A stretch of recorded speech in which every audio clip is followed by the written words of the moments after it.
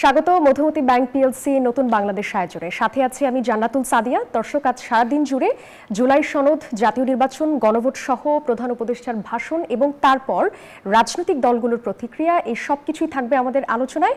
আমাদের সঙ্গে তিনজন বিশেষ অতিথি আছেন। আজকের বিষয় আমরা নির্ধারণ করেছি গণভোটের দিন ভোট। আমাদের সাথে আছেন শেখ রবিউল আলম, কেন্দ্রীয় নির্বাহী কমিটির সদস্য বিএনপি, আছেন ফয়েজ আহমদ, প্রধান উপদেষ্টার সিনিয়র সহকারী প্রেস সচিব, আরও আছেন নাভিদ নওরোজ শাহ, যুগ্ম মুখ্য সমন্বয়ক, জাতীয় নাগরিক পার্টি এনসিপি। তিনজনকেই স্বাগত জানাচ্ছি। শুরুটা করব ফয়েজ আহমদ আপনাকে দিয়ে। প্রধান উপদেষ্টার ভাষণের পর আমরা দেখলাম যে বিভিন্ন রাজনৈতিক দল নিজেদের মতন করে প্রতিক্রিয়া জানালেন। বিএনপি যেটি বলছে, খুব গুরুতর অভিযোগ এসছে যে প্রধান উপদেষ্টা নিজের সই করা যে জুলাই সনদ ছিল সেটা তিনি নিজেই লঙ্ঘন করেছেন, সেই জুলাই জাতীয় সনদ। সেখানে সংবিধান সংস্কার পরিষদ এই বিষয়টি নতুন করে অ্যাড হয়েছে বলে তারা বলছে, এবং আরেকটি বিষয় এসছে যে নোট অফ ডিসেন্টের যেটি কথা ছিল সেটি সুপারিশমালায় নেই। এই অভিযোগের প্রেক্ষিতে আপনি কি বলবেন? জি, আপনাকে ধন্যবাদ। জুলাই সনদ বাস্তবায়নের জন্য এবং সংবিধান সংস্কার করার লক্ষ্যে যেই আদেশ আজকে জারি হলো, এই আদেশের আপনি খেয়াল করুন যে 48টি বিষয়ের অলমোস্ট ম্যাক্সিমাম 90%-এরও বেশি বিষয়ে সবগুলি রাজনৈতিক দলের ইতিবাচক সাড়া পাওয়া গেছে। এবং আদেশের বিষয়টি আমি মনে করি পলিটিক্যাল পার্টিগুলি আর একটু খুঁটিনাটি বিশ্লেষণ করে যদি দেখে, আমি বোধ করি কোনো রাজনৈতিক ক্যাম্পই, কারণ আমাদের এখানে মূলত এখন 3টি রাজনৈতিক ক্যাম্পের 3 ধরনের প্রতিক্রিয়া বা 3 ধরনের পজিশন এই জুলাই সনদ আদেশ সংক্রান্ত ছিল, সেই পজিশনগুলিকে সরকারের জায়গা থেকে সর্বোচ্চ অ্যাড্রেস করার চেষ্টা করা হয়েছে। ট্রু, সরকার এমনভাবে এই আদেশ করতে পারেনি যা বিএনপি যেভাবে চেয়েছে হুবহু তা হয়েছে। একই সঙ্গে সরকার এটাও পারেনি যা জামাত চেয়েছে বা যা এনসিপি চেয়েছে। সরকারের জায়গা থেকে সরকার সর্বোচ্চ চেষ্টা করেছে আমাদের যেই গণতান্ত্রিক অগ্রযাত্রার জন্য আগামী ফেব্রুয়ারি মাসের প্রথমার্ধে যে জাতীয় নির্বাচন, আমাদের যে কোনো অবস্থাতেই আমাদের অনেক সংকটকে পাশ কাটিয়ে অনেক সংকটকে মোকাবেলা করে আমাদের সেই নির্বাচনের যাত্রায় পৌঁছতে হবে। সেই যাত্রায় পৌঁছানোর জন্য যে কোনো বিষয় যদি সামনে আসে সেটার যত সুন্দর সুরাহা করা যায় তার চেষ্টা করতে হবে। আমি মনে করি জুলাই জাতীয় সনদের যেই আদেশ আজকে হলো তার মধ্যে দিয়ে আমরা একটা সুরাহার পথে অনেক দূর অতিক্রম করলাম, এবং আমরা আমাদের আগামী জাতীয় নির্বাচনের জন্য এবং গণভোটের জন্য যেই ইলেকশন ফেজ সেখানে আমরা প্রবেশ করলাম খুব সিরিয়াসলি। এখন বিএনপির যে তাৎক্ষণিক প্রতিক্রিয়া নিয়ে আপনি বলছেন, আমি বোধ করি যে বিএনপি দল হিসেবে জাতীয় নির্বাহী কমিটি রয়েছে এবং দলের সিনিয়র নেতৃবৃন্দ রয়েছেন, বিশেষত যার জনাব সালাউদ্দিন আহমেদ নির্বাহী কমিটির সদস্য। সালাউদ্দিন ভাই এই টোটাল ঐক্যমত্য প্রক্রিয়া, সংস্কার প্রক্রিয়ায় যে পলিটিশিয়ানরা ইনপুট দিয়েছেন যে পর্যায় থেকে, সম্ভবত এক সিঙ্গেল আউট যদি করি, ওনার ইনপুট দেওয়ার যদি পরিমাণ বলি সবচেয়ে বেশি। উনি খুব সিরিয়াসলি এটাতে এঙ্গেজ ছিলেন। বিএনপি দল হিসেবে উনি সহ ওনার নেতৃত্বে একটা কমিটিকে এঙ্গেজ করেছে।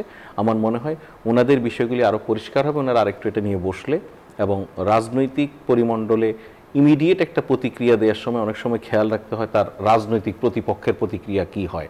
যদি শুরুতেই পুরোপুরি ওয়েলকাম করে দেয়, তাহলে জামাতের যে একটা বড় দাবি ছিল যে জাতীয় নির্বাচনের আগেই গণভোট করা, সেটা নিয়ে আবার জামাত কতটা কঠোর হয়ে যায় সেটাও বিএনপিকে একই সঙ্গে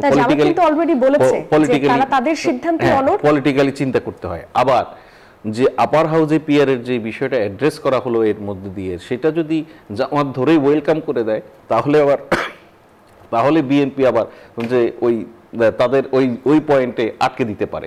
সুতরাং এনসিপি হয়তো সবগুলি বিষয়ের সঙ্গে একমত, কিন্তু এনসিপির একটা দাবি ছিল যে জুলাই সনদের আদেশটা যেন প্রধান উপদেষ্টা জারি করেন। টেকনিক্যালি দেখুন, একটা ওনাদের দাবির একটা স্পিরিটের জায়গা থেকে দাবি, আবার টেকনিক্যালি যদি আমি বলি তাহলে ওনাদের দাবিকে সরকার অ্যাড্রেস করেছেন। এই জুলাই সনদের আদেশ বাস্তবায়নের যে আদেশ, সেই আদেশের যেই উপদেষ্টা পরিষদের অনুমোদন এবং যে খসড়া, সেই যে সামারি, সেটাতে কিন্তু স্বাক্ষর করেছেন মাননীয় প্রধান উপদেষ্টা নিজেই। আর যেই স্বাক্ষর, সেটা বাংলাদেশের এক্সিস্টিং সিস্টেমে এক ধরনের আনুষ্ঠানিকতা যেটা প্রয়োজন হয়।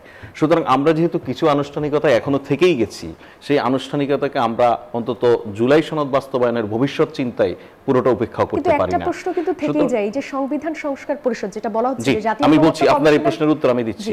দেখুন, মূল প্রশ্নটা হচ্ছে এখানে কি, মূল প্রশ্নটা হচ্ছে জুলাই সনদ বাস্তবায়নের পদ্ধতি কি হবে। আপনি যদি নিজে খেয়াল করে থাকেন বা আমার পাশের দুই ভাই নিশ্চয়ই খেয়াল করেছেন যে যখন জাতীয় ঐকমত্য কমিশনের শেষ পর্বে এসে আলোচনা হচ্ছিল জুলাই সনদ বাস্তবায়নের পদ্ধতি, সেক্ষেত্রে সব দল ঐক্যমত্য হয়েছে যে জাতীয় ঐক্যমত্য কমিশন যদি নিজেরা আলাপ আলোচনার ভিত্তিতে বাস্তবায়নের পদ্ধতি নির্ধারণ করে সেক্ষেত্রে সব দলের সম্মতি থাকবে। ট্রু যে ওইখানে জাতীয় সংসদের একটি বিশেষ ফরমেশন ঘটবে যেটাতে সংবিধান সংস্কার পরিষদ নামে আখ্যায়িত হবে, এই ধরনের আলোচনা হয়তো সেখানে হয়নি, কিন্তু একই সঙ্গে এটাও সত্য যে ওনারাই কিন্তু এই ম্যান্ডেটটা সরকারকে বা ঐকমত্য কমিশনকে দিয়েছে যে বাস্তবায়নের পদ্ধতি নির্ধারণ করুন। দেখুন, আমাদের পলিটিক্যাল পার্টিগুলির মধ্যে যেই যেই জায়গায় মতের দূরত্ব ছিল জুলাই সনদ নিয়ে, সরকার সবাইকে জেতানোর চেষ্টা করেছে, আবার সরকার তার চেয়ে বেশি গুরুত্ব দিয়ে জাতিকে জেতানোর চেষ্টা করছে। এই কারণে আমরা গণতান্ত্রিক অগ্রযাত্রায় যদি প্রবেশ করতে হয়, একটি নির্বাচিত সরকারের মধ্য দিয়ে আমাদের যেতে হয়, তাহলে অনেকগুলি বিষয় আছে যেগুলি নিয়ে আমরা এখন বসে থাকলে আমাদের দলগুলিরই ক্ষতি হবে নির্বাচনের। আপনি খেয়াল করলে দেখবেন যে ধরেন বিএনপির জাতীয় নির্বাহী কমিটির অনেক নেতা রয়েছেন যারা একই সঙ্গে জাতীয় নেতা, খেয়াল করুন শুধু ওনার কনস্টিটিউয়েন্সির নেতাই উনি নন। সো এই যতই উনি জাতীয় নেতা হয়ে থাকেন না কেন, নির্বাচনের এই মৌসুমে ওনাকে কিন্তু ভোটারের কাছে যেতে হবে, ওনার নিজের এলাকায় যেতে হবে। আপনি খেয়াল করলে দেখবেন যে যারা মির্জা ফখরুল ইসলাম আলমগীর বিএনপি মহাসচিব, তিনি তার এলাকায় প্রচুর সময় দিচ্ছেন এখন। সুতরাং এই জায়গাগুলিতে যদি আমরা পলিটিক্যাল লিডারদেরকে এখন অনেক বেশি এঙ্গেজ রেখে দিই, তাহলে ওনারা নিজেদের নির্বাচনী এলাকায় সময় দিতে ওনাদের কষ্ট হবে, নির্বাচনী এলাকায় যেতে পারবেন কম। সেই বিবেচনায় সম্ভব করেছেন। আপনাকে আমি শেষ কথাটি বলে এই পর্বে শেষ করি, সেটা হচ্ছে যত প্রতিক্রিয়া বা যেরকম প্রতিক্রিয়ায় আসুক না কেন, আমাদের সঙ্গে রাজনৈতিক দলগুলির সঙ্গে, আমাদের সঙ্গে বলতে আমি সরকারের সঙ্গে বলছি, সরকারের সঙ্গে রাজনৈতিক দলগুলির যে প্রকাশ্য অপ্রকাশ্য যোগাযোগ রয়েছে তাতে আমরা বিশ্বাস করি আমরা জুলাই সনদের এই জায়গাটা ধরে সামনে এগোচ্ছি, কোনো অসুবিধা হবে না। আমি একটু যেতে চাই এনসিপি নেতা নাভিদ নওয়াজ শাহ আপনার কাছে, যে মোটামুটি আপনারা যা চেয়েছিলেন সবই হয়েছে, আপনাদের কি কোনো আপত্তি আছে কিনা? আপত্তির জায়গাটা তো রয়ে গেল সেখানে, যেটা ভাইও আসলে মেনশন করলেন যে স্পিরিটটা কিন্তু ম্যাটার করে। কারণ আমরা শুরু থেকে বলছিলাম যে রাষ্ট্রপতির সইয়ে আমরা কোনো জুলাই আদেশ চাই না, প্রধান উপদেষ্টা করতে পারেন, কারণ যে জুলাই গণ অভ্যুত্থান হয়েছে তারপরেই তো রাষ্ট্র সংস্কারের এই পুরো আলাপটা আসলো, এবং রাষ্ট্র সংস্কার নিশ্চিত করার জন্য সংস্কার কমিশন, ঐকমত্য কমিশন গঠন করা হলো। মানে প্রায় 1 বছরের একটা কর্মযজ্ঞের পরে আমরা একদম শেষ প্রান্তে উপনীত হয়েছি। তো এখন যে আদেশটা হবে সেটা হতে হবে যে জনগণের সার্বভৌম অভিপ্রায়ের ভিত্তিতে। তো জনগণের অভিপ্রায়ের ভিত্তিতে কিন্তু গণ অভ্যুত্থান হয়েছে, এবং জনগণের অভিপ্রায়ের প্রতিনিধি হচ্ছে আমরা মনে করি এখন প্রধান উপদেষ্টা হতে পারেন।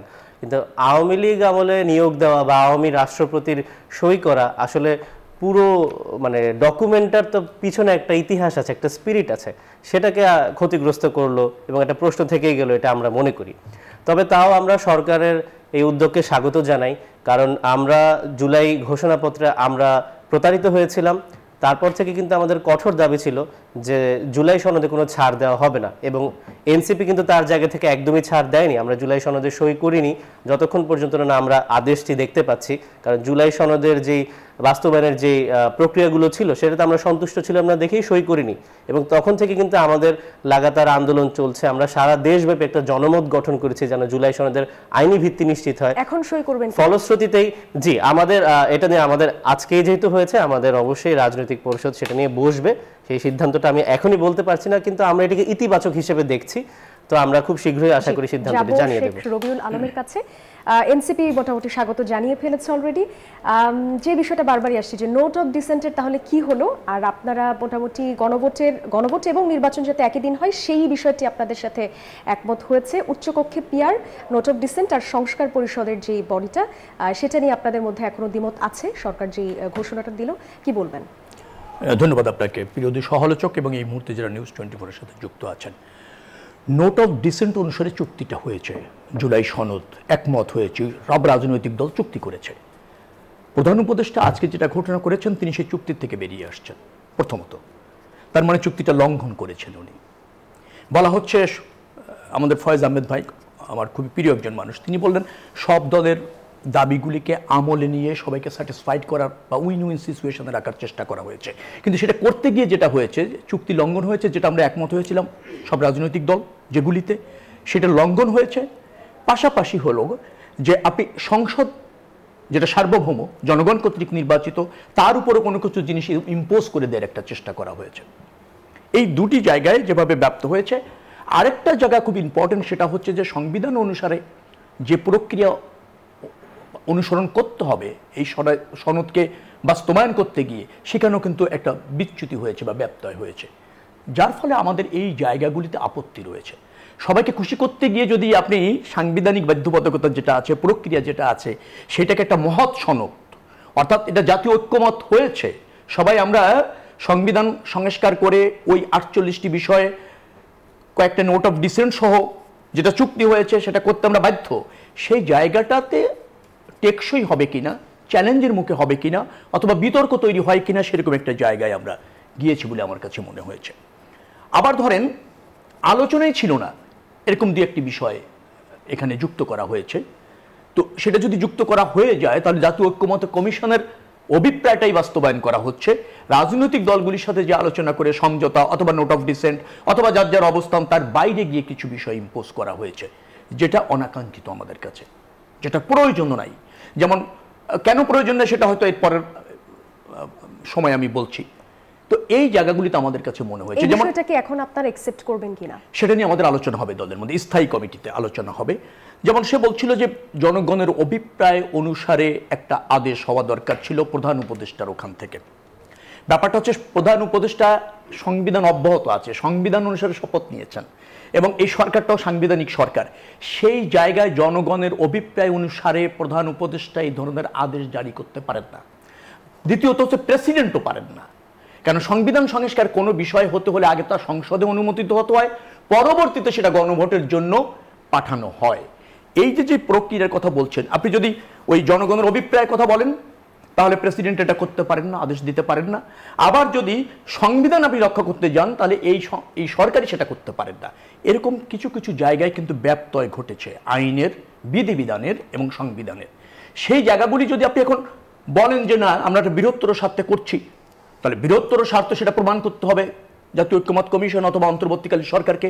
রাজনৈতিক দলগুলি যদি বলেন তো তাদের বিভিন্ন অবস্থান রয়েছে, সেই জায়গা থেকে হয়তো প্রতিক্রিয়া দেবেন, কিন্তু আমাদের প্রতিক্রিয়াটা হচ্ছে যে আমরা কয়েকটা জায়গায় দেখেছি যে সংসদের উপর একটা কর্তৃত্ব চাপানো হচ্ছে। আবার ধরেন জনগণের নির্বাচিত প্রতিনিধি তারা কিভাবে এই সনদটা বাস্তবায়ন করবে সেখানে তাদেরকে বাধা ধরা, নিয়মের মধ্যে রাখার একটা চেষ্টা করা হচ্ছে, মানে সংসদটা সার্বভৌমত্ব হারাচ্ছে, জনগণের প্রতিনিধি কিন্তু তার মতো করে করতে পারছেন না। আবার রাজনৈতিক দলগুলিকে আলোচনা ছাড়া বেশ কিছু জিনিস জাতীয় ঐক্যমত কমিশন চাপিয়ে দেওয়ার চেষ্টা করেছে, যেটা আলোচনার বিষয়বস্তুই ছিল না। যেমন আমি যদি বলি সংবিধান সংস্কার পরিষদ করছেন, কিন্তু সংবিধান সংস্কার করতে হলে সংসদই যথেষ্ট। সংবিধান সংস্কার পরিষদের বা গণপরিষদের কথা যেটা এনসিপি বলেছিল নতুন সংবিধান করা হলে সেটার হয়তো প্রয়োজন হতো। আবার ধরেন এই সংসদ যেখানে মৌলিক বিষয়গুলি সংস্কার করতে পারেন, গণভোট দিতে পারেন। এখন গণভোটটা ন্যায্য হলো সংবিধানে, মানে সংসদে এটা অনুমোদিত হওয়ার পরে গণভোট দরকার, কিন্তু আমরা জাতীয় বৃহত্তর স্বার্থে আগেই গণভোটটা করতে চেয়েছি, ঐক্যের স্বার্থে, যাতে একটা ভালো নির্বাচন করা যায়, রাজনৈতিক দলগুলির মধ্যে আস্থা ফিরে আসে, সেজন্য আমরা হয়তো গণভোটটা আগে করতে চাচ্ছি। কিন্তু দুটি প্রক্রিয়াই কিন্তু সংসদই করতে পারে, সংবিধান সংস্কার পরিষদের এখানে প্রয়োজন আছে কিনা সেটাও কিন্তু একটা বিতর্কিত বিষয় হয়তো তৈরি হয়ে যাবে, একটা বাজে নৈরাজ্যও তৈরি হয়ে যাবে। আরেকটা কথা বলে আমি শেষ করব, যেমন উচ্চ কক্ষের কথা বলা হয়েছে, উচ্চ কক্ষের নোট অফ ডিসেন্ট আছে, আচ্ছা সেটা অগ্রাহ্য করা হয়েছে। তারপরে বড় কথা হচ্ছে উচ্চ কক্ষের কথা বলা হয়েছে যে মেজরিটির ভিত্তিতে উচ্চকক্ষের অনুমোদন নিয়ে সংবিধান সংস্কার করতে হবে। মনে রাখা দরকার জনগণের প্রত্যক্ষ ভোটে যারা নির্বাচিত না তারা সংবিধান সংস্কার করার কোনো কর্তৃপক্ষ হতে পারে না। এই বিষয়গুলিও কিন্তু বেশ কন্ট্রাডিক্টরি হচ্ছে।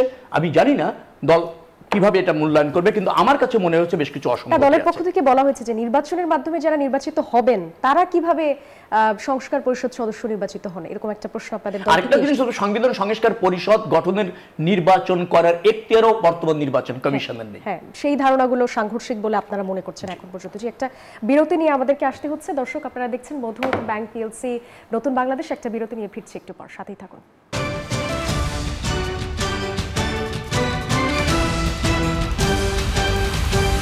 বিরতির পর আবারও স্বাগত মধুমতি ব্যাংক পিএলসি নতুন বাংলাদেশ আয়োজনে। আমাদের সাথে তিনজন সম্মানিত অতিথি আছেন। আমি যাব ফয়েজ আহমদের কাছে। সংবিধান সংস্কার সহ অন্যান্য যেই বিষয়গুলোতে আসলে 48টা প্রস্তাবে যে রাজনৈতিক দলগুলো একমত হয়েছে, সেখানে কোনো কোনো রাজনৈতিক দল বলছে যে এটি আসলে নির্বাচনের আগে অন্তত জাতিকে জানানো উচিত বা জাতিকে জানাতে হবে। আপনারা কি এরকম কোনো ইনিশিয়েটিভ নিচ্ছেন কিনা? কি কি বিষয় আছে?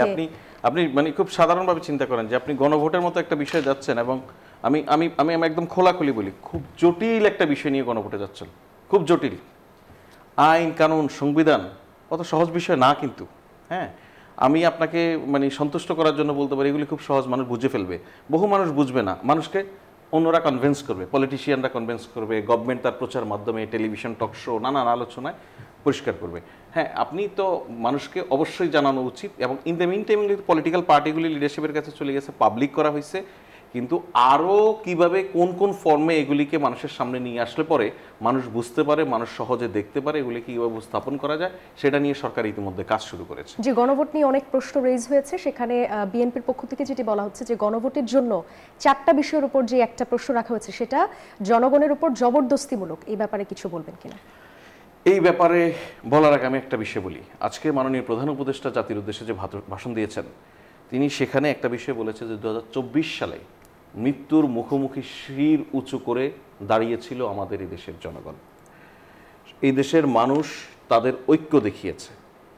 এখন রাজনৈতিক দলগুলি যদি কোনো ভিন্ন মত বা তাদের কোনো ক্ষেত্রে অল্প স্বল্প বিবাদের কারণে আমরা এই জুলাইয়ের মানুষের এই আত্মত্যাগকে কোনোভাবে অসম্মান করি, সেটা উচিত হবে না। সুতরাং পলিটিক্যালি আমি আপনাকে যেটা শুরুতে বলছিলাম, ইনস্ট্যান্ট রিয়াকশন অনেক রকম হয়। আমি বোধ করি এই রিয়াকশনগুলি 2-1 দিনের মধ্যে আপনি বদলাতে দেখবেন, বদলাতে শুরু করবে। কেন আমি এটা বলছি? আমার এই বিশ্বাসের কারণ হচ্ছে, আমরা গত 1 সপ্তাহ জুড়ে বা তারও বেশি সময় জুড়ে যেই আলোচনাটা আমাদের পলিটিক্যাল ল্যান্ডস্কেপে ডমিনেট করেছে নানানভাবে, সেটা ছিল যে বিতর্ক, এই গণভোট আগে না পরে, জুলাই সনদের এই হয়েছে হয়েছে বলছি না, 7 দিন সময় দিয়েছে সরকার, কেউ কোনো রেসপন্স করে না, এসব না। আপনি এই আলোচনাগুলির ভিত্তিতে আপনি কি মনে করেন যে বিশাল এক দূরত্ব আমাদের পলিটিক্যাল পার্টিগুলির মধ্যে তৈরি হয়েছে? অপরদিকে আপনি যদি জুলাই সনদটাকে নিয়ে ভালো করে পড়েন, আপনি দেখবেন যে আমাদের পলিটিক্যাল পার্টিগুলির অপিনিয়নে তেমন কোনো তফাৎ নেই। ফর এক্সাম্পল আমি আপনাকে একটা বলি, তত্ত্বাবধায়ক সরকার ব্যবস্থা, এই ব্যবস্থাটাকে ফিরিয়ে আনার বিষয়ে যে 32টি রাজনৈতিক দল ও জোট একসঙ্গে 9 মাস বসেছেন, তাদের কারো কোনো দ্বিমত নেই। কিন্তু এই তত্ত্বাবধায়ক সরকার ব্যবস্থাটা কিভাবে ফর্ম হবে ইলেকশনের সময়, সেখানে পদ্ধতি 1, 2, 3, 4 এরকম 4টি পদ্ধতি কথা বলা আছে। এর মধ্যে 1 নম্বর পদ্ধতি সম্পর্কে কোনো রাজনৈতিক দলের কোনো দ্বিমত নেই, 2 নম্বরে কোনো দ্বিমত নেই, 3 নম্বরে বিএনপির একটা শর্ট নোট অফ ডিসেন্ট আছে, 4 নম্বরে কারো কোনো দ্বিমত নেই। তার মানে আমি শুধু যদি এটাকেই যদি ব্যাখ্যা করতে যাই, তত্ত্বাবধায়ক সরকার ব্যবস্থা সম্পর্কে রাজনৈতিক দলগুলির ঐক্যমত্যের পরিমাণ কতটুকু আপনি বলেন? 90 ভাগ 99 ভাগ হয় না। সুতরাং ওই একটা জিনিসের জন্য কি আমাদের সব আটকে যাবে? হয় ওটা ড্রপ হবে, না হলে এটা কেউ মেনে নিবে, কেউ একটু ছাড় দিবে, কেউ একটু গ্রহণ করবে, এই তো বাস্তবতা। সো এই বাস্তবতায় আমরা মনে করি না যে এই প্রক্রিয়াটা টোটাল আটকে যাবে। এই জন্য আপনি এই সমস্ত রাজনৈতিক বক্তব্য বিবৃতি যেগুলির কারণে আমরা কখনো কখনো ভয় পেয়ে যাই, এটাকে আমি বলি যে আমাদের এই উপমহাদেশের কালচার, যে পলিটিক্যাল অ্যাসেম্বলিতে বা কোনো একটা র্যালিতে আমাদের পলিটিশিয়ানরা একটু গরম বক্তব্য দিতে ভালোবাসেন, আর না তার অডিয়েন্সও কিন্তু হাততালি দেয় না, সবাই ঝিমায় যায় মনে করে। হ্যাঁ, সুতরাং এই যে গরম বক্তব্য দেওয়ার প্রবণতা, এটা কিন্তু আমরা সাম্প্রতিক পলিটিক্সে দেখেছি না? অনেক নেতা আমার ভাইয়ের দলের থেকে গরম বক্তব্য দিয়েছে, ভাইয়ের দল থেকে গরম বক্তব্য দিয়েছে, জামায়াত ইসলামের কোনো প্রতিনিধি এখানে নাই, ওনাদের দল থেকেও গরম বক্তব্য দেওয়া হয়েছে। এবং আপনি নিশ্চিত থাকেন এই সব পলিটিক্যাল পার্টি নেতারা করে কি জানেন? বক্তব্য দিয়ে ফোন করে, ভাই আজকে কেমন বক্তব্য দিলাম, বুঝছেন ব্যাপারটা? সুতরাং এই যে এক্সিস্টিং পলিটিক্যাল মানুষের মধ্যে কিছু কনফিউশন আছে, নো কনফিউশন। আপনি দেখেন যেটা বলছে এটা খুব পলিটিক্যাল। আপনি যেই পার্টিকুলার একদম, যদি আমি আপনাকে হানা টাইপের উত্তর দেই, আমি এই জায়গা বলছি এটা, এই যে কনফিউশনের কথা বলা হচ্ছে, এটা এখন পর্যন্ত রাজনৈতিক বক্তব্য। কনফিউশন, প্রথম কথা হচ্ছে কনফিউশন যদি থাকে, কার স্বার্থে কনফিউশন? মানুষের স্বার্থে, রাজনীতির স্বার্থে, গণতন্ত্রের অগ্রযাত্রার স্বার্থে। আমাদের সব পলিটিক্যাল পার্টির এবং যারা এই প্রক্রিয়ার সঙ্গে স্টেক হোল্ডার্স, প্রত্যেকের দায়িত্ব মানুষের কনফিউশন দূর করা। কেন দূর করা? আমি বলি আপনাকে কেন দূর করা। গণভোটের ইটসেলফ একটা পদ্ধতি। গণভোট কখনো শুধু সিঙ্গেল একটা বিষয় নিয়ে হয় না, অনেকগুলিরই একটা প্যাকেজ হয় সাধারণত। পৃথিবীর বহু দেশে একটা প্রশ্নের মধ্য দিয়ে পুরো কনস্টিটিউশন চেঞ্জ হয়ে যায়। আমাদের এখানেও গণভোট অতীতে অভিজ্ঞতা আছে, সেই অতীতের অভিজ্ঞতা সিঙ্গেল কোশ্চেনে হয় নাই, একাধিক কোশ্চেনে হয়েছে। চেষ্টা করা হয় যতটা নরমালাইজ করা। এখন সংবিধানের মতো একটা বিষয়, আইন কানুনের এত জটিল জটিল জায়গা, সেগুলিতে ধরেন ফর এক্সাম্পল এই যে আলোচনা, ধরেন এই যে রবি ভাই বলছিলেন না যে এই জুলাই সনদের মধ্য দিয়ে যে প্রস্তাব করা হয়েছে যে আপার হাউসের সম্মতি ছাড়া সংবিধান পরিবর্তন করা যাবে না, কিন্তু শেষ করি আমি, কিন্তু অনির্বাচিত প্রতিনিধির দ্বারা, ভাই সংরক্ষিত নারী আসনের লোকেরা কি এই প্রক্রিয়া কি গ্রহণযোগ্যতা হলে বর্তমানে আমাদের সংরক্ষিত নারী আসনের যে পদ্ধতি, সেই পদ্ধতিও তো সরাসরি জনগণের ভোটে নির্বাচিত নয়, এটাও তো ওনারা প্রাথমিকভাবে নির্বাচনে সরাসরি অংশ নেন না, আপনারাই তাদেরকে নির্বাচিত করেন, তাই না? সুতরাং এটাকে ওনার ভ্যালিড, উনি জনগণের ক্ষমতাকে সর্বোচ্চ গুরুত্ব দিয়ে দেখার জায়গার বিবেচনা থেকে বলছেন, আইনি স্পিরিটের জায়গা থেকে জনপ্রতিনিধি হিসেবে এটাকে আমি খুব মর্যাদা করি। একই সঙ্গে আপনি যদি এভাবে এবার চিন্তা করেন যে আপার হাউসে যেই পিআর সিস্টেমের কথা বলা হচ্ছে, সেখানে কি কোন দল কতগুলি ভোট পাচ্ছে সেটার ভিত্তিতে সেটাও তো মানুষেরই রেসপন্স, মানুষেরই প্রকৃত প্রতিনিধি ওখানে যাচ্ছেন।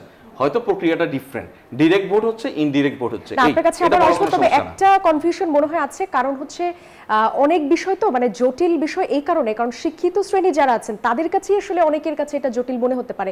এছাড়াও আমাদের দেশের যে প্রান্তিক জনগণ তাদের কাছে এটি, ধরুন শিক্ষিত শ্রেণী, আবার আসবো আপনার কাছে, শেষ করে দিই আপনাকে 30 সেকেন্ড। ধরুন শিক্ষিত শ্রেণী, আপনি যখন পড়াশোনা করেছেন, আমি যখন পড়াশোনা করেছি, এই রাষ্ট্রের ট্যাক্সের টাকা আমাদের পিছনে আছে, যে বুঝবে না তাকে বোঝানো আপনার আমার দায়িত্ব, বুঝতে হবে। জি, শেখ রবিউল আলম আপনার কাছে আসতেছি, অনেকগুলো বিষয় এসেছে, যদি কোনো ক্লারিফিকেশন বা মতামত দিতে চান। না, যেমন সে বলছিল যে গণভোটের ব্যাপারে স্পষ্ট করাটা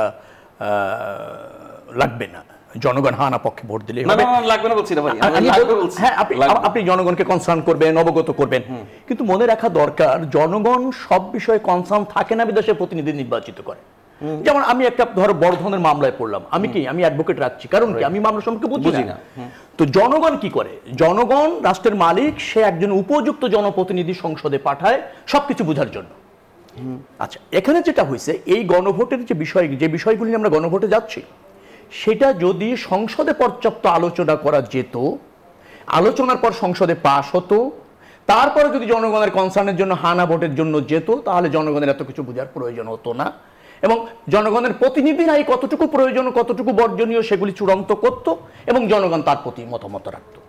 সেটা ছিল অধিকতর গ্রহণযোগ্য, এটাই সংবিধান সংস্কারের একমাত্র পন্থা। কিন্তু সমস্যাটা হচ্ছে, যেহেতু যে অবস্থা বাংলাদেশের এখন রাজনীতিতে বিরাজ করছে, সেই জায়গায় সেই পথ সম্পূর্ণ অবলম্বন করা যাচ্ছে না বিধায় আমি মনে করছি না অন্তর্বর্তীকালীন সরকার মনে করছে, এটা আমার ধারণা। এখন ধরেন মেজরিটির ভিত্তিতে যখন আলোচনা হতো এবং সেটা পাস হতো, তারপর গণভোটে গেলে আমার মনে হয় না যে এগুলি নিয়ে খুব বেশি সমস্যা হতো। আমরা কি করেছি, প্রশ্ন একটি, সেই একটি প্রশ্ন আবার 4টি অংশ করেছি। এখন আমি যদি একটি অংশ বা 2টি অংশের সাথে দ্বিমত থাকতে চাই, আমার জনগণ হিসেবে সেই সুযোগ নাই, প্রথমত। আবার এই 4টি অংশের মধ্যে নিয়ে আসছে 48টি বিষয়, 48টি বিষয় সংবিধান সংস্কারের যে প্রস্তাবনা, তার 48টা বিষয় আমি 4টা অংশ ভাগ করেছি। 4টা অংশ ভাগ করা যেত, এই 4টাকেও যদি আলাদা আলাদা মতামত দেওয়ার সুযোগ থাকতো। এখন জনগণের সংবিধানের এই মৌলিক পরিবর্তন হচ্ছে, কিন্তু অনেক জায়গায় এই মৌলিক সংস্কারের বিষয়গুলি জনগণ বললেই জানবে, সের জন্য তো আর জনগণ প্রস্তুত থাকে না, এবং জনগণের এত সময়ও নাই, এই অভিজ্ঞতাও নাই, এই জ্ঞানও নাই, যার জন্য তো সে জনপ্রতিনিধি নির্বাচিত করেছে, যার জন্য সে এমন একটা সংসদ বানিয়েছে, মানে আমাদের সংবিধান সার্বভৌম, সেখানে সব বিষয়ে মানুষ মতামত দিতে পারবে, আলোচনা করতে পারবে, মেজরিটির ভিত্তিতে অথবা 2/3 মেজরিটির ভিত্তিতে অথবা সর্বসম্মতিতে গ্রহণযোগ্য হবে যে কোনো সিদ্ধান্ত। সেই পথ রুদ্ধটা হয়ে যাওয়া। যে এত জটিল বিষয়টা বললেন, এই জটিল বিষয়ের কারণে জাতীয় প্রতীকের ভোট একদিকে, আবার হচ্ছে ওই দিনই গণভোট, সবকিছু মিলে কি গণভোটকে একটু প্রভাবিত করতে পারে? আমার কাছে তো মনে হয় না করবে, কিন্তু একটা জায়গায় প্রভাবিত হচ্ছে যে জনগণ খুব বেশি জেনে বুঝে সে সিদ্ধান্তটা দিতে পারছে না। আমি আবারও বলছি, তার প্রতিনিধি বিচার বিশ্লেষণ করার সুযোগ পায়নি, অতএব সেও পায়নি, তার নির্বাচিত প্রতিনিধি পাচ্ছে না। আরেকটা জিনিস বলেছি আমি আপনাকে, সেটা হচ্ছে 48 বিষয় আমরা যুক্ত করতে চাই। 30টি বিষয় কিন্তু সব দলে একমত হয়েছে, সেখানে কিন্তু বলা হয়েছে এই 30টি বিষয় যে দলই ক্ষমতায় যাক না কেন তারা বাস্তবায়ন করতে বাধ্য থাকবে। আর বাকি যদি 18টি বিষয় থাকে, তার মধ্যে 2টি যদি বলেন যে 4টির মধ্যে 2টি বিষয় কিন্তু সরকার বলে দিয়েছে। আরেকটি বিষয় আছে যে গণভোট প্রভাবিত করার ব্যাপারে আরেকটি বিষয় যেটা উঠে আসে, সেটা হচ্ছে অন্যান্য ভোট ব্যাংকও তো আছে, শুধু বিএনপি, জামায়াত বা এই দলগুলোই তো না, আরও কিছু ভোট ব্যাংক আছে। আমরা যদি কিছু পার্সেন্টেজ আওয়ামী লীগেরও যদি বলি, তাদেরও তো সাধারণ কিছু ভোটার আছে বা জাতীয় পার্টির কিছু সাধারণ ভোটার আছে, কিন্তু যদিও আমরা দেখছি যে গণ অধিকার পরিষদ বলছে জাতীয় পার্টি যাতে নির্বাচনে যেতে না পারে, বা হচ্ছে আওয়ামী লীগ হয়তো সেই কথায় নাই, তাহলে অন্যান্য যে ভোট ব্যাংক আছে সেগুলোর জন্য কি কোনোভাবে গণভোট প্রভাবিত হতে পারে কিনা, এটা আপনার কাছে কি মনে হয়? না, আমি বলছি যে ভোট কোন দলের আছে সেভাবে বিবেচনা করার কোনো সুযোগ নেই। ভোট হলো ভোটারের, জনগণের। হ্যাঁ, সে কোনো দল কি চাইলো সেটাই তার জন্য অবধারিত, আমি এভাবে মনে করি না। তার কাছে যে প্রশ্নটা তুলে দেওয়া হচ্ছে সেখানে তার মতামত দেবে। সমস্যাটা হচ্ছে তার কাছে যে প্রশ্নগুলি আমরা তুলে দিচ্ছি সেটা বিস্তারিতভাবে জানার তার সুযোগ এবং বুঝার তার প্রজ্ঞার অভাব থাকে, এবং পৃথিবীর সব দেশের জনগণই থাকে। সেটি না হলে তো জনগণই সব সিদ্ধান্ত নিত, প্রতিনিধি নির্বাচিত করতো না, সংসদ থাকতো না। আমি একটা বাক্য বলেই শেষ করব। বাকি যে 18টি বিষয় থাকছে তার 2টিতে ধরেন নোট অফ ডিসেন্ট না রেখেই সরকার করেছে, বাকি থাকছে কত 16টি বিষয়। সেই 16টি বিষয় কিন্তু অলরেডি বলা হয়েছে যে রাজনৈতিক দল ক্ষমতায় যাবে তার মতো করে সে করবে। সে থেকেও কিছুটা উদারতা দেখিয়েছে অন্তর্বর্তীকালীন সরকার। অর্থাৎ অন্তর্বর্তীকালীন সরকার 2-1টি অভিপ্রায়ের ব্যাপারে সে সংসদ এবং জনপ্রতিনিধি বলেন তাদের উপর অথবা রাজনৈতিক দলের উপর চাপিয়ে দেওয়ার চেষ্টা করেছে। এর বাইরে আসতে পারলে আমার মনে হয় অন্তর্বর্তীকালীন একেবারে হতো, মানে সার্বজনীন হতো, এবং তারা মনে হয় ইতিহাসের অংশ হতে পারত যদি ওইটুকু বাইরে আসতে পারত। নাভিদ নরওয়াজ শাহ, আপনার কাছে আসবো। গতকাল কি আপনাদের মুখ্য সমন্বয়ক নাসিরউদ্দিন পাটোয়ারি বলেছেন যে বিএনপি 100 বছর চেষ্টা করেও গণভোট রুখতে পারবে না। এনসিপি কেন মনে করেন যে বিএনপি গণভোট রুখতে পারবে, এরকম কিছু কেন মনে করে এনসিপি? রুখতে তো পারলো না সম্ভবত। তাহলে এরকম বক্তব্য কেন আসে? বক্তব্য আসলে এই কারণেই যে গণভোট কিন্তু আমার মনে হয় একটা সেটেল বিষয় ছিল। ইন প্রিন্সিপাল তো মোটামুটি সব দলই ঐক্যমত্য কমিশনে যে গণভোট হবে এটা তো একমত হয়েছিল। তারপরের আলাপটা ছিল যে গণভোট কবে হবে, সেটা নিয়ে বিএনপি জামায়াতের মধ্যে একদম সরাসরি একটা দ্বন্দ্ব আমরা দেখতে পেয়েছি বিগত কিছুদিন। সুতরাং গণভোট রোখার তো বিষয় না, এবং ভাইও যেহেতু এখনো গণভোট নিয়ে মানে বলছিলেন, তখন আমার মনে হয় এই প্রশ্ন আসছিল যে তাহলে বিএনপি গণভোটে রাজি হলো কেন, এবং এটা যদি না হয় তাহলে জুলাই সনদ বাস্তবায়নের মানে আইনি ভিত্তি নিশ্চিতের পদ্ধতিটা আসলে কি হতে পারে। গণভোটের বিষয়টা কিন্তু তখন এসেছে যখন নোট অফ ডিসেন্টগুলো আসলো, যেখানে সব রাজনৈতিক দল যেগুলো তো ঐক্যমত্যে পৌঁছেছে ওগুলো নিয়ে তার তেমন কোনো দ্বিমত নেই। ওগুলো তো আমরা মানে চাইলেও কিন্তু প্রথমবারই এটিকে আইনি ভিত্তি দেওয়া যেত। নোট অফ ডিসেন্ট আসার কারণেই কিন্তু আমরা স্বাক্ষর করিনি, এবং তারপরেই এই আলাপটা জোরালো হয় যে তাহলে আমরা নোট অফ ডিসেন্টগুলো নিয়ে কি করব, এবং নোট অফ ডিসেন্ট থাকার কারণে কিন্তু এটাকে আমরা জনগণের হাতে ছেড়ে দিতে হয়, এবং তারপরে গণভোটের আলাপটা আসে যে জনগণ তাহলে বলুক যে তারা ওইটা মানে তারা তাদের অভিপ্রায়টা কি। কারণ না হলে তো এক মানে আলোচনা হলো, আলোচনাতে যদি রাজনৈতিক দলগুলো একমত হতো তাহলে কিন্তু বিষয়টা অলরেডি সেটেল হতে পারতো। এবং এখানে সংবিধান সংস্কার নিয়ে অনেক আলাপটুকু আসছে। এখানে একটা বিষয় দেখতে হবে যে বর্তমান সরকার সাংবিধানিক সরকার, সংবিধান চলছে, সবই ঠিক আছে, কিন্তু প্রশ্ন কিন্তু এটা থেকেই যায়, এটা কিন্তু গণ অভ্যুত্থানের মাধ্যমে গঠিত সরকার, এবং যে সংবিধানের 106 ধারায় সরকারটা চলছে সেখানে কিন্তু মানে আমরা কিন্তু ক্লিয়ারলি আমরা সবাই মেনে নিয়েছি, দেখে একটা ঐক্যমত আছে দেখে সরকারটা চলছে। আমরা কিন্তু সংবিধানকে সবসময় বলেছি যে জনগণ এই সংবিধানকে প্রত্যাখ্যান করেছে, নাহলে তো গণ অভ্যুত্থানই হতো না। তারপরে যে 106-এর কথা বলছি সেখানে কিন্তু আইনের কথা বলা আছে, জনস্বার্থে গুরুত্বপূর্ণ বিষয়ে আদালতের সংলাপের কথা আছে, কিন্তু সরকার গঠনের প্রক্রিয়া নিয়ে কিন্তু পরিষ্কার কোনো বিষয় সংবিধানে নেই। তারপরে তো সরকার চলছে, আমরা তো সবাই মেনে নিয়েছি। সুতরাং মানে একটা এক্সট্রা কনস্টিটিউশনাল স্টেজে কিন্তু আমরা আছি। এবং যেই কথাটি বললেন সেখানে একটা বিতর্ক আপনাদের আসে যে গণঅভ্যুত্থানের, আমি একটু বলি গণঅভ্যুত্থানের পক্ষের শক্তি হিসেবে আপনাদের তো শহীদ মিনারে তাহলে যাওয়ার কথা ছিল সেদিন 5 আগস্ট। না, আমি সেটাই বললাম যে সেটাতে আমরা বৃহত্তর স্বার্থে আমরা অনেক কিছুতেই ছাড় দিয়েছি, এবং সব পক্ষই এটা তো আপনারা ছাড় দিয়েছেন। এটা আমাদের, আমি তো বলেছি যে সেই কারণে কিন্তু আমাদের বিপ্লবটা সম্পূর্ণ হয়, এবং আমরা সবাই এটা স্বীকার করি। কিন্তু আমাদের যে রাষ্ট্র সংস্কারের স্বপ্নটা ছিল, যেটা জনগণের অভিপ্রায়, সেদিকে তো আমাদের যেতে হবে, এবং ওই জন্যই তো পুরো 1 বছরের এই কর্মযজ্ঞটা। তো সুতরাং এখন এই গণভোটে সেটেল হওয়া ছাড়া আমরা তার অন্য কোনো পন্থা দেখতে পাচ্ছি না। গণভোটে সেটেল হলে কি হবে, পরবর্তী সরকারকে ওই ক্ষমতাটা দেওয়া হবে যে সংবিধানের মৌলিক পরিবর্তনগুলো তারা করতে পারবে, তারা একই সাথে আইনসভা এবং সংবিধান সংস্কার পরিষদ হিসেবে কাজ করবে। সুতরাং আইনসভার অধিকার তো কেড়ে নেওয়া হচ্ছে এমন কিছু না। তো আমরা তো রাষ্ট্রকে যে থামিয়ে রাখতে বলা হচ্ছে সেটাও না। তো আমরা এখানে আর এর বাইরে আসলে আর উপায় কি হতে পারে আমাদের কোনো বোধগম্য হচ্ছে না। যেটা বলছিলেন আপনি যে জনগণের কিছু অভিপ্রায় আছে, আপনাদের কিছু হয়তো করার মতো আছে, অথবা আপনারা যা চেয়েছিলেন কিছুটা পেয়েছেন, এরকম মাঝামাঝি একটা জায়গা থেকে কি আপনারা মনে করেন যে রাষ্ট্র কাঠামোটা আপনারা সংস্কারের দিকে ঠিকঠাক মতো এগিয়ে যেতে পারবেন? না, ঠিকঠাক বলতে তো আসলে 100% তো আমাদের সবারই সবার জায়গা থেকে সরে সেটা মাঝখানে আসতে হয়, কিন্তু এখানে মৌলিক বিষয়গুলো যেখানে আগাচ্ছে আমরা ইতিবাচক হিসেবেই দেখছি। আমরা যদি মনে করি যে এখন সামনে নির্বাচনের দিন গণভোট হলে, কিন্তু আমরা কখনোই বলিনি যে আমরা মানে স্ট্রিক্টলি এটাতে না, কখনো বলিনি। গণভোট যে কোনো দিন হতে পারে, নির্বাচনের দিন হোক, কিন্তু জনগণ যে বুঝে না এই ধারণা থেকে আমাদেরকে বের হয়ে আসতে হবে। জনগণ রাষ্ট্র সংস্কার চায়, এটার জন্যই কিন্তু রাজপথে নেমে এসেছিল। জনগণ তো ফ্যাসিবাদী কাঠামোর পরিবর্তন চায়। সুতরাং এই যে মৌলিক প্রশ্নগুলোর উপরে গণভোট অনুষ্ঠিত হবে, জনগণ বোঝে না, এই কথাটিও ঠিক আসলে, কারণ অনেক প্রান্তিক জনগণ আছে যারা আসলেই বোঝে না। কোনো ট্রেনিং তো হয় না যে একেবারে সবাই এখন বুঝে ফেলে। না না, দেখেন মানে প্রশ্নগুলো কি উনি ভাই কিন্তু খুব সুন্দর করে বললেন যে মূল দুইটা বিষয় এসে কিন্তু বিষয়টা গিয়ে দাঁড়াবে। এক হচ্ছে কি উচ্চ কক্ষ, নিম্ন কক্ষ, এবং উচ্চ কক্ষ যে আনুপাতিক হারে হবে কিনা, আর হচ্ছে তত্ত্বাবধায়ক সরকারের বিষয়টা। তো এটি জনগণ, এটার নিয়ে যে সমস্যাটা কি এটা তো জনগণ বুঝে, এবং এই পুরো যে নির্বাচনী প্রচার আগামী 3 মাস চলবে এটা তো জনগণ বুঝে যাবে। জনগণ কিন্তু আর আগের মতো যে মানে তারা একদমই বুঝে না, আমি মনে করি না সেটিকে। না বুঝলে তো শেখ হাসিনা তো জনগণকে এরকম অন্ধ বানিয়ে রেখেছিল। আপনি কি শুধু মানে এটা ঢাকা শহর বা নগর এই এলাকাগুলো বিবেচনা করে বলছেন? গত 6 মাস ধরে প্রতিটা উঠানে মানে বৈঠকে কিন্তু আমাদের টপিকই থাকছে এটা যে নতুন সংবিধান, রাষ্ট্র সংস্কার, এইগুলোতে আমরা আলাপ করছি, এবং আমরা কিন্তু জনগণের ইতিবাচক সাড়া দেখতে পাচ্ছি। সুতরাং জনগণ বুঝে না, এই ধারণা থেকে বের হয়ে আসতে হবে। আরেকটা বিষয় আমি অবশ্যই মেনশন করতে চাই যে আওয়ামী ভোটার যে বারবার কথাটা আসে, আওয়ামী ভোটার আবার কি? এখানে তো আমরা জনগণের কথা বলছি। উনি একটা লোক কি মানে গায়ে তো ব্র্যান্ড লাগানো থাকে না যে তিনি আওয়ামী লীগ, এবং জন্ম থেকে যে আওয়ামী লীগকে ভোট দিয়েছে ধরেন নৌকা মার্কায়, তার কি বিবেক জাগ্রত হয়নি জুলাই থেকে? তারা ভোট কিন্তু দিবেন, গণভোটই বলি, সেখানেও যদি তারা ভোটটা দিবে যে রাষ্ট্রের মৌলিক কাঠামো পরিবর্তন হবে কি না, এখানে তো আওয়ামী লীগ বা জাতীয় পার্টির কোনো বিষয় না, তারা রাষ্ট্রের একটা বিষয়। সাধারণ ভোটার যে উত্তর পেয়েছি। আমরা একটা বিরতি নিয়ে ফিরছি। দর্শক, মধুমতি ব্যাংক পিএলসি নতুন বাংলাদেশ দেখছেন, একটা বিরতি নিয়ে আসছি।